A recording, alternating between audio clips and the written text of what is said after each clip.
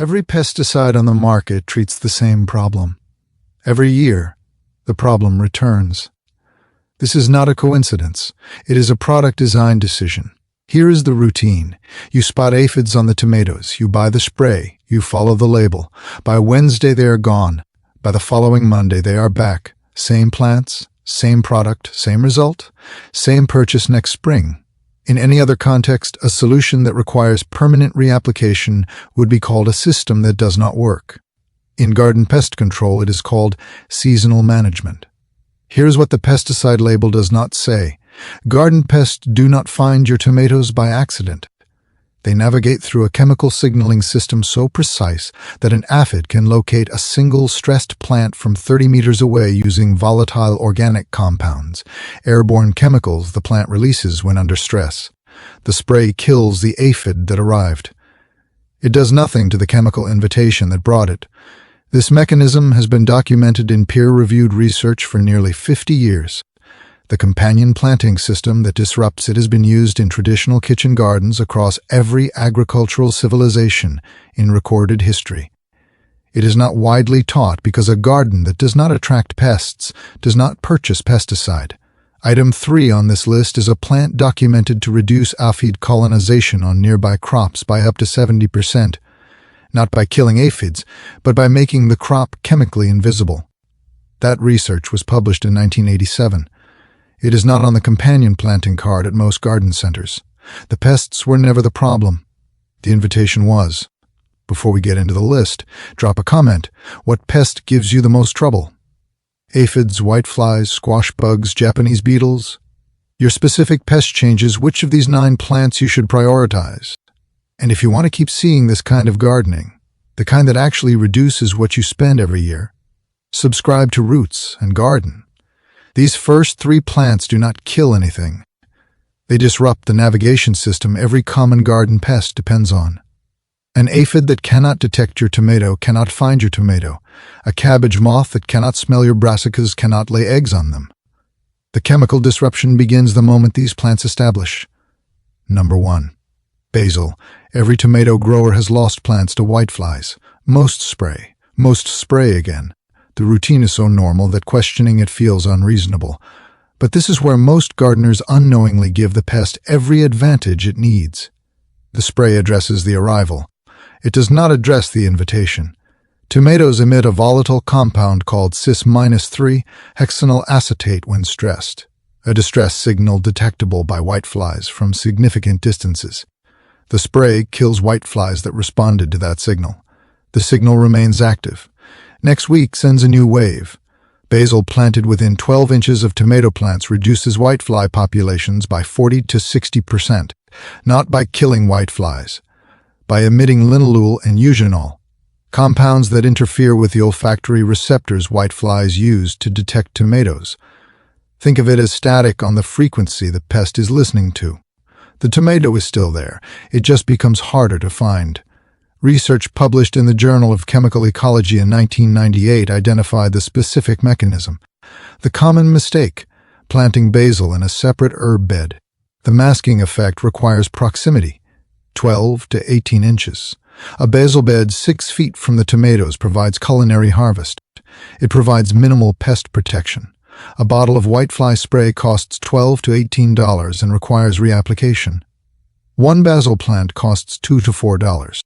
Annual in zones 3 to 8, perennial in zones 9 to 11. Number 2. Nasturtium. Sold in most places as an ornamental, filed in the flower section, most vegetable gardeners have never been told what nasturtiums actually do in a vegetable garden, because the function they perform eliminates a category of purchase. Nasturtiums work on 2 levels simultaneously. They emit volatile compounds that attract aphids more strongly than most vegetable crops, functioning as a trap crop that pulls aphid populations away from your vegetables and onto themselves. At the same time, their strong scent masks the volatile signals of neighboring plants, particularly brassicas, and they are edible: leaves, flowers, seeds, peppery, nutritious, expensive to buy as specialty salad ingredients. The plant functioning as your pest control perimeter is also producing food. Where this goes wrong, planting nasturtiums in a dedicated flower border, away from vegetables, their trap crop effect requires proximity. Seeds cost $2 to $4 per packet. They self-seed freely in zones 7 and above. The aphid trap function would cost $15 to $25 per season in commercial treatment to replicate incompletely. Grow as annual in zones 3 to 10. Number 3. French marigold, the most studied companion plant in agricultural science, the compound responsible for its pest control effect, alpha-terthionyl, was identified, isolated, and documented in peer-reviewed research beginning in the 1970s. The mechanism by which French marigolds repel whiteflies, nematodes, and specific aphid species is not a gardening tradition. It is identified chemistry. Dr. John Pickett at Rothamsted Research in the UK has published research on the volatile chemistry of companion planting interactions for over 4 decades. His work specifically documents how marigold volatiles disrupt the way whiteflies locate their host plants. The precise compounds are identified. The precise receptor pathways they interfere with are documented.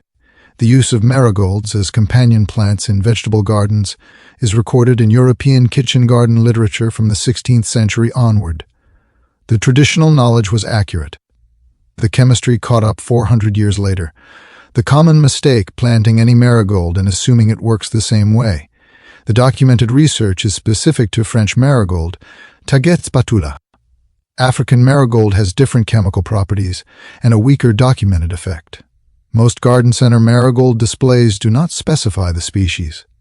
A flat of French marigold transplants costs $4 to $8.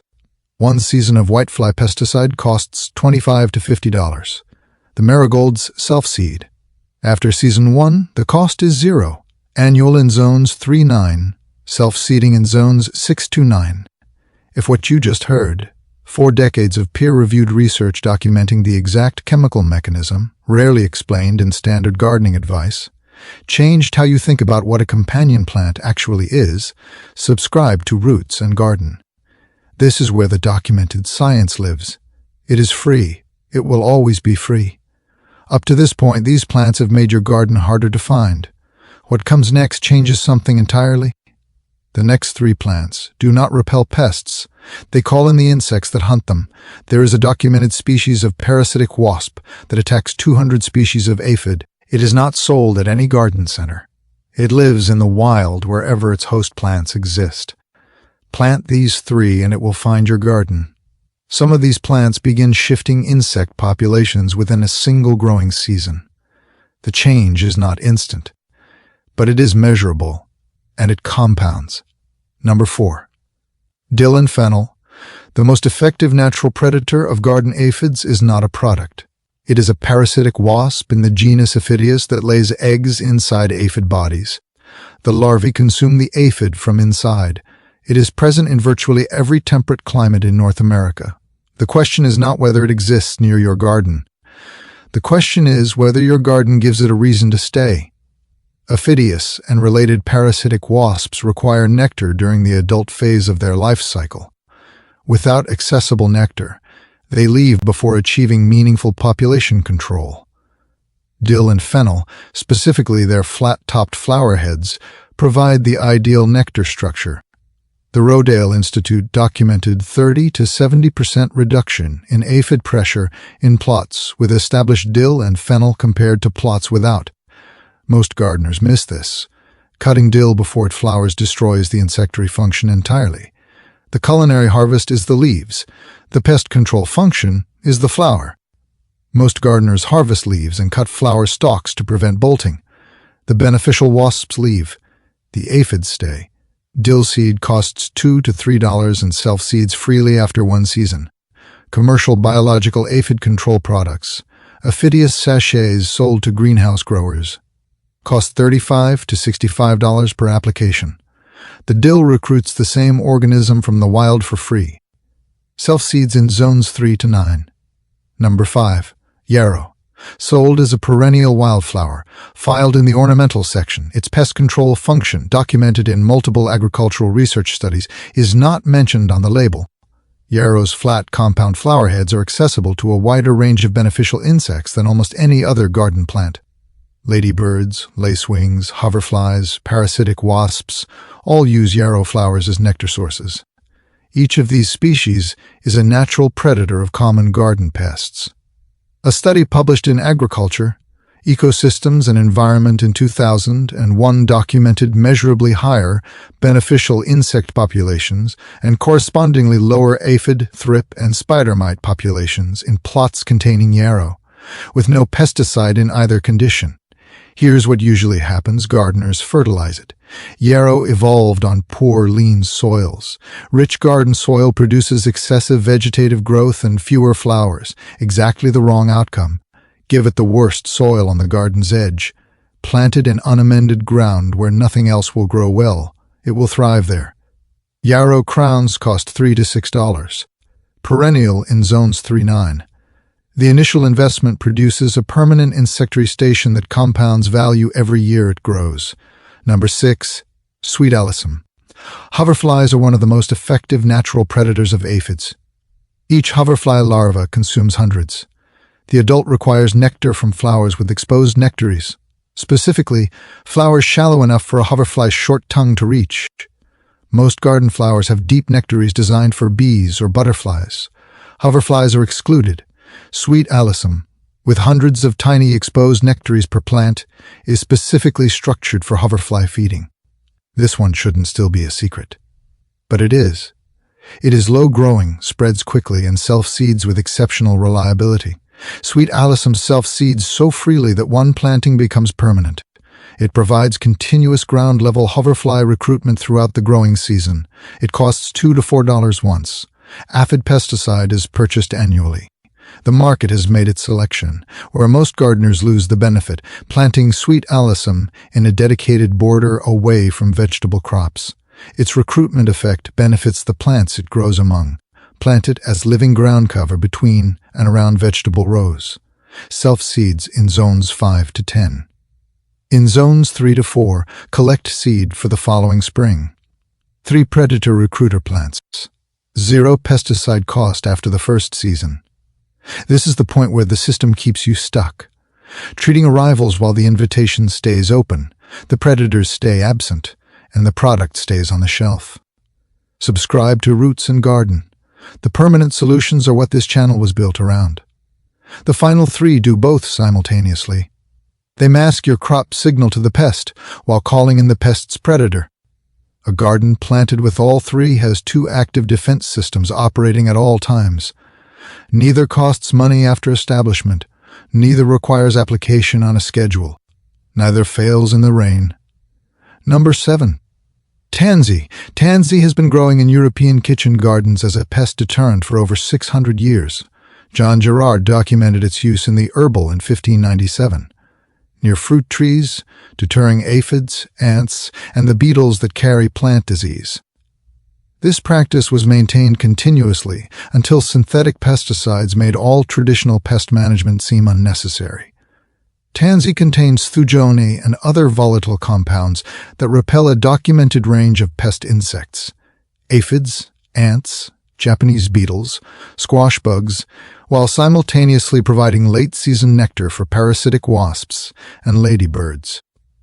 Gerard's documentation preceded any chemical understanding of volatile compounds by 300 years. The empirical observation was accurate. The mechanism was not understood until the 20th century. The traditional knowledge system worked perfectly well without knowing why. The common mistake: planting tansy inside the vegetable garden. Tansy is allelopathic. Its root chemistry inhibits some neighboring plants. Plant it on the perimeter, along fence lines or paths, where its volatile compounds drift across the garden without root competition. Perennial in zones 4 to 9. One root division costing $3 to $5 becomes a full border planting within 2 seasons. Number 8. Catnip. The plant most gardeners associate with rolling cats. Catnip contains nipetolactone. The simplest way to understand it: the compound activates irritant receptors in insects the same way capsaicin activates pain receptors in mammals. Insects avoid it the way humans avoid pepper spray. In 2001, Iowa State University entomologist Chris Peterson found it repelled cockroaches 10 times more effectively than DEET. A 2010 study in pest management science documented its effectiveness against aphids, Japanese beetles, and squash bugs specifically. 10 times more effective than DEET, a plant you can buy for $2, that most gardeners associate with cats. And catnip also attracts beneficial insects, parasitic wasps and beneficial beetles, through its flower nectar. A mature catnip plant simultaneously repels pest species and recruits predator species. Both mechanisms operate at the same time. Before this video, did you associate catnip with cats or with pest control? The research has been published since 2001.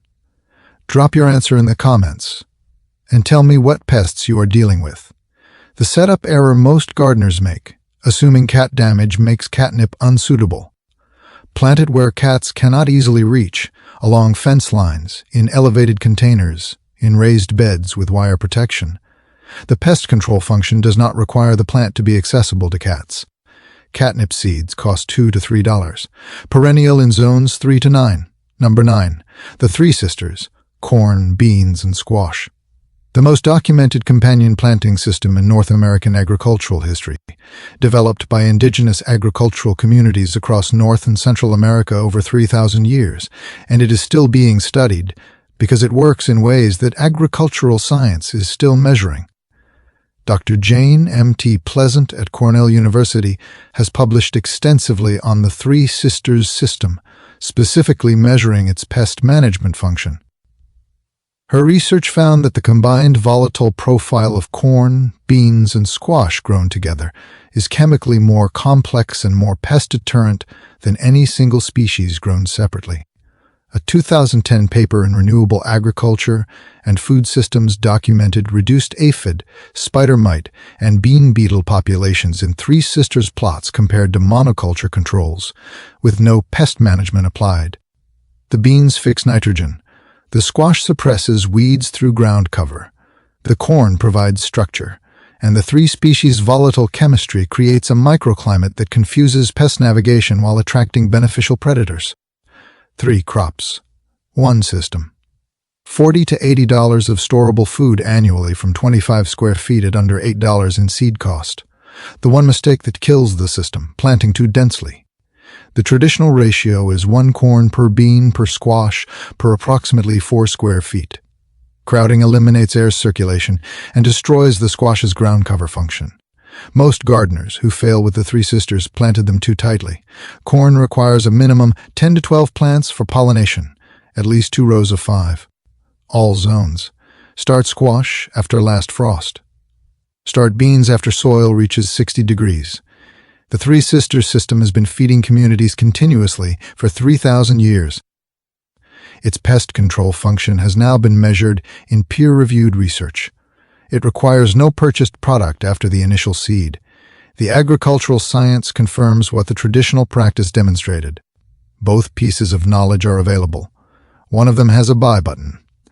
The companion planting research has existed for 50 years. Dr. Pickett's work at Rothamsted. Dr. Mount Pleasant's work at Cornell. The Iowa State Nepetolactone research. The Three Sisters documentation. These are not fringe findings. They are published in peer-reviewed journals with documented methodologies and reproducible results. The global pesticide market generates approximately $65 billion annually. The home garden pest control segment depends on the belief that pest management requires an annually purchased, repeatedly applied product. Companion planting provides pest management through a one-time planting that compounds value over time. Research that threatens a market segment receives less funding than research that supports one. This is not a conspiracy. It is market logic. The honest reason companion planting fails for most gardeners who try it is not that the plants do not work. It is that the planting is too far from the crop being protected. A marigold in a flower border on the far side of a garden path does not protect the tomatoes. Chemical diffusion range matters. Most companion planting guidance does not specify proximity because the guidance is copied from tradition rather than derived from the science. This is the gap between knowing which plants and understanding why. Companion planting does not fully replace all chemical pest management in all situations. A severe infestation in a garden without established companions may require targeted intervention while the system builds. Companion planting is a system, not a spray. It builds protection over 1 to 2 seasons. A gardener who plants in June and expects complete protection by August is setting themselves up for disappointment. The honest timeline is 1 full growing season of establishment for meaningful effect. The pests were never unbeatable. The system that feeds them was never invisible. The plants that disrupted have always existed. This is the last season you need to fight the same pests again. This channel is for gardeners who are done buying their way out of the same problem every year. 9 companion plants. The olfactory maskers, the predator recruiters, the system plants. Subscribe to Roots and Garden. The invitation ends this season. Tell me in the comments, which of these 9 plants are you adding this season? And what state are you gardening in? Your zone changes which ones self-seed and which need annual replanting.